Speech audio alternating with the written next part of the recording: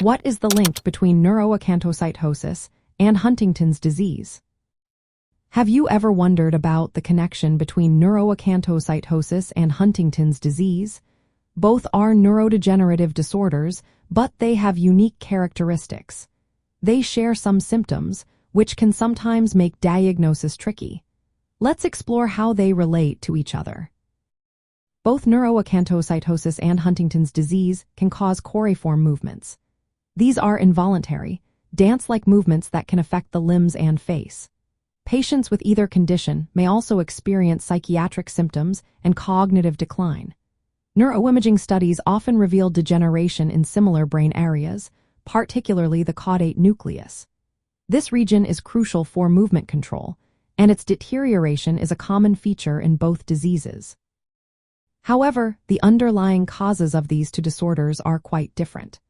Huntington's disease is caused by a genetic mutation in the HTT gene, which follows an autosomal dominant inheritance pattern. This means that inheriting just one copy of the mutated gene from a parent can lead to the disease.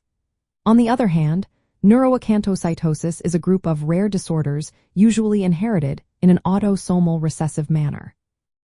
A key feature of neuroacanthocytosis is the presence of acanthocytes, which are abnormally shaped red blood cells found in the blood. This characteristic is not typical of Huntington's disease. Interestingly, recent studies have shown that some individuals with Huntington's disease may also exhibit acanthocytosis. This finding expands our understanding of Huntington's disease, suggesting that it can sometimes present with peripheral blood abnormalities. However, the presence of acanthocytes is much more pronounced in neuroacanthocytosis and serves as a diagnostic marker for that condition. When it comes to diagnosis, the overlap in symptoms can lead to confusion.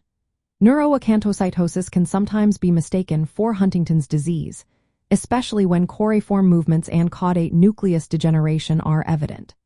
To differentiate between the two, genetic testing for the HTT mutation is essential for Huntington's disease, while blood tests to detect acanthocytes are crucial for diagnosing neuroacanthocytosis.